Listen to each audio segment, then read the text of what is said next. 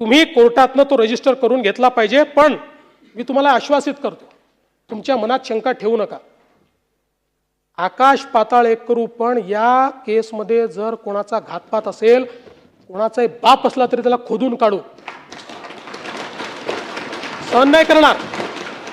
कदाचित तुमच्या तीव्रतेपेक्षा माझी तीव्रता कमी असू शकते, पण इतकी बोथट नाही आहे की अजितदादांच्या केसमध्ये कोणी कॉन्स्पिरसी करेल आणि आम्ही त्याला सोडून देऊ, त्याचा मुर्दाही खणून काढू, एवढं तुम्हाला मी आश्वस्त करतो।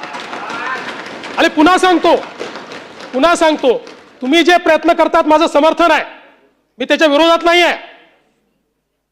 फक्त ते प्रयत्न करत असताना माझी तुम्हाला विनंती आहे, तुम्ही तरुण आहात, इतरांची तीव्रता कमी आहे असं तुम्ही समजू नका।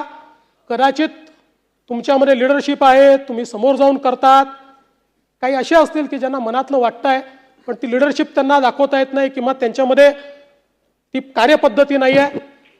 आणि म्हणून मी पुन्हा एकदा या निमित्ताने सांगतो की या संपूर्ण इन्व्हेस्टिगेशनमध्ये जे जे करावं लागेल, आणि आपल्याला माहिती आहे, आपण स्वतः मला पत्र दिल्यानंतर आपण त्याचा उल्लेख केला, जसंच्या तसं मी ते पत्र केंद्र सरकारला पाठवलं आणि केंद्र सरकारकडे त्याचा पाठपुरावा मी करतोय। आणि म्हणून निश्चितपणे या संदर्भात मला असं वाटतं की